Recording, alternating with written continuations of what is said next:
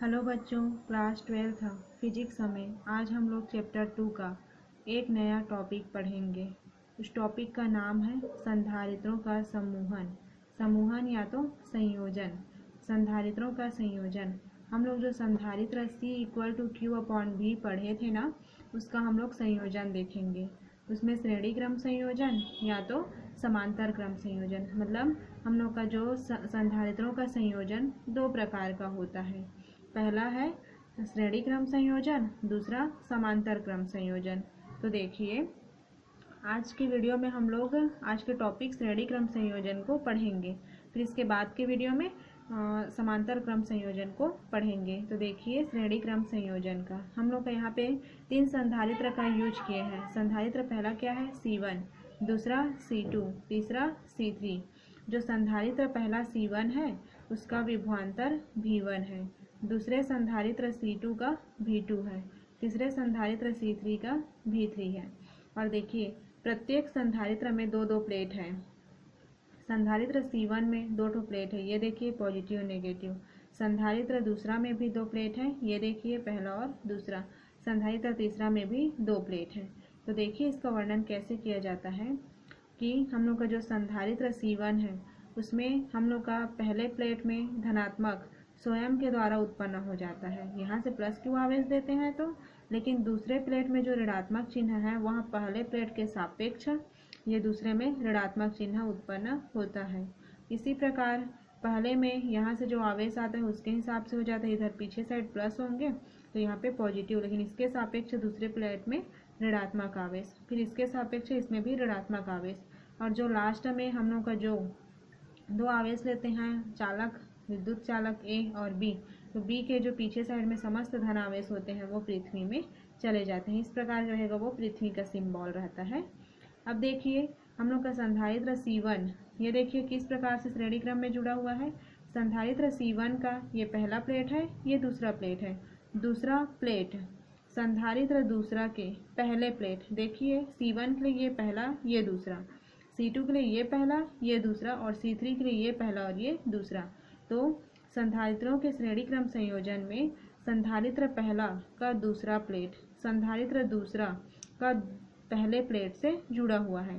संधारित्र पहला का दूसरा प्लेट संधारित्र दूसरे के पहले से जुड़ा हुआ है। इसी प्रकार संधारित्र दूसरा का दूसरा प्लेट संधारित्र तीसरा के पहले प्लेट से जुड़ा हुआ है। यहाँ पे देखिए, ये आपस में जुड़े हुए हैं, उसी को दिखाया गया है कि संधारित्र पहला का दूसरा प्लेट संधारित्र दूसरा के पहले प्लेट से जुड़ा हुआ है, और संधारित्र दूसरा का दूसरा प्लेट संधारित्र तीसरा के पहले प्लेट से जुड़ा हुआ है। संधारित्र पहला C1, C2, C3 है, पहला दूसरा तीसरा, और इसमें आवेश हम लोग का क्या है? उभयनिष्ठ है, मतलब आवेश सबका समान है। संधारित्र पहला में भी समान है, दूसरा में भी समान है, तीसरा में भी समान है। संधारित्र पहला का विभवांतर V1 है, दूसरा का V2 है और तीसरा का V3 है। अब देखिए आगे इसका सॉल्व किस प्रकार से करते हैं। माना कि विद्युत धारिताएं क्रमशः C1, C2 व C3 है तथा उनकी प्लेटों के बीच का विभवांतर क्रमशः V1, V2 व V3 है। देखिए, संधारित्र की धारिताएं क्रमशः पहला में देखिए C1, C2, C3 है, और इसका विभवांतर C1 का V1 है, दूसरा C2 का V2 है, तीसरा C3 का V3 है। इसी को यहाँ पे वर्णन किया गया है। अब देखिए, इसमें परिणामी विभवांतर करके आया ना, तो परिणामी विभवांतर किस प्रकार से निकालते हैं। परिणामी विभवांतर V = जो हम लोग के पास जितना भी विभवांतर है सबको ऐड कर देंगे, जोड़ देंगे, V1 + V2 + V3। देखिए, परिणामी विभवांतर V = V1 + V2 + V3 हो गया। इसको मैं क्या करूँगी, एक इक्वेशन नंबर मान लूँगी फर्स्ट। अब देखिए, अब हम लोग को V1, V2, V3 का वैल्यू निकालना है और इस इक्वेशन में पुट करना है। तो मैं संधारित्र की परिभाषा से आप लोगों को बताई थी, विद्युत धारिता = आवेश की मात्रा बटा आवेश का क्या बोलते हैं, आवेश की मात्रा बटा विभव की मात्रा। तो देखिए, पहले संधारित्र के लिए हम लोग की जो धारिता है वह C1 है, दूसरे और उसमें विभवांतर क्या है? V1 है। यहाँ पे देखिए, पहले के लिए धारिताएं C1 और विभवांतर V1, दूसरे के लिए C2 और यहाँ पे V2, C3 और V3। तो इसी को यहाँ पे यूज की हूँ मैं। धारिता की परिभाषा से C equal to Q upon V होता है, तो C यहाँ पे 1, यहाँ पे 1। अब देखिए मुझे V1 का वैल्यू चाहिए, तो V1 इक्वल टू जब निकालूंगी C1 V1 के जगह पे आ जाएगा और V1 C1 के जगह पे आ जाएगा। तो V1 इक्वल टू Q का Q और ये C1 V1 के जगह में आ जाएगा। तो ये देखिए दोनों एक्सचेंज हो गए हैं। देखिए V1 का वैल्यू निकल गया। इसी प्रकार जब मैं C2 का भी वैल्यू निकालूंगी तो Q अपॉन V2, तो V2 C2 की जगह में चला जाएगा और C2 V2 की जगह में चला जाएगा। तो हम लोग को V2 का वैल्यू मिल जाएगा। V2 equal to Q upon C2 हो जाएगा। देखिए अब हम लोग को V3 का भी वैल्यू चाहिए, तो उसको भी निकालते हैं, फिर सबको इक्वेशन नंबर फर्स्ट में पुट करेंगे। देखिए यहाँ पे C3 equal to Q upon V3, तो V3 C3 की जगह में चला जाएगा और C3 V3 की जगह में। तो देखिए V3 equal to Q upon C3। अब देखिए यहाँ से मेरा V1 V2 और यहाँ पे मेरा V3, इन सब वैल्यू को क्या करती हूँ, समीकरण नंबर 1 में पुट कर देती हूँ। V इक्वल टू होता है V1 plus V2 plus V3, इसमें लाके पुट कर दी मैं। समीकरण पहला से V इक्वल टू V1 का वैल्यू था Q अपॉन C1, उसको रख दी, फिर प्लस V2 का वैल्यू था Q अपॉन C2, इसको रख दी, फिर प्लस Q अपॉन C3। ये देखिए V3 का वैल्यू ये है, इसको यहाँ पे लाके मैं पुट कर दी। अब देखिए V इक्वल टू हो जाएगा, इन तीनों में कॉमन क्या है, उभयनिष्ठा। चित्र का वर्णन करते समय ही मैं बताई थी, इसमें कॉमन क्या है, देखिए आवेश सब में कॉमन है ना। यहाँ पे जैसे धारिताएं C1 है, विभव V1 है, लेकिन आवेश Q है, इसमें भी Q है, इसमें भी Q है।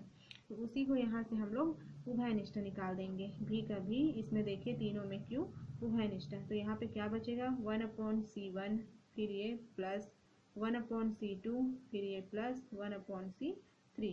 इसको एक इक्वेशन नंबर मैं 2 मानती हूँ। अब हम लोग को V का वैल्यू चाहिए, तो ये कहाँ से निकलेगा, यदि परिणामी विद्युत धारिता C हो तो।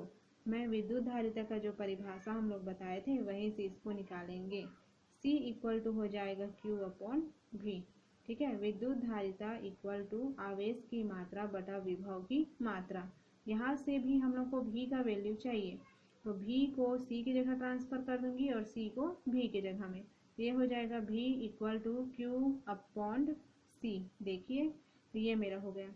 अब देखिए मेरा इक्वेशन नंबर 2 है, उसके लेफ्ट साइड को देखिए और इक्वेशन नंबर 3 का भी लेफ्ट साइड को देखिए। दोनों लेफ्ट साइड एक दूसरे के इक्वल हैं, तो हम लोग का जो राइट साइड है वो भी एक दूसरे के इक्वल हो जाएंगे। तो इसको कैसे करूँगी, समीकरण 2 और 3 से बोलूँगी। तो यहाँ पे देखिए ये क्या हो गया, समीकरण 2 और 3 समीकरण 3 से। देखिए समीकरण 2 और 3 एक दूसरे के इक्वल हो जाएंगे। इसको मैं लिखी Q upon C equal to Q, फिर 1 upon C1 plus 1 upon C2 plus 1 upon C3। ये हो गया। तो ये वाला मेरा Q और ये वाला मेरा Q दोनों आपस में कट जाएंगे। तो यहाँ पे बचा क्या, 1 upon C equal to 1 upon C1 plus 1 upon C2 plus 1 upon C3। ये हम लोग का क्या है, श्रेणी क्रम संयोजन है। संधारित्रों के संयोजन का श्रेणी क्रम संयोजन है। ये C हम लोग का परिणामी धारिता है। C1 पहले संधारित्र की धारिता C1, दूसरे संधारित्र की धारिता C2 और तीसरे संधारित्र की धारिता C3 है। ये तीनों 1 अपॉन C1। देखिए C तीनों संधारित्रों का योग जो हम लोग की परिणामी संधारित्र होती है उसके योग के तुल्य होती है। ठीक है, ये हम लोग का श्रेणी क्रम संयोजन हो गया। इसमें बस स्ट्रक्चर आपको अच्छे से समझ आना चाहिए, फिर ये क्वेश्चन बहुत ही अच्छा है, बहुत अच्छे से समझ आ जाएगा। आई होप आप लोगों को समझ आया होगा। तो आज की वीडियो में हम लोग बस इतना ही रखते हैं। Thank you.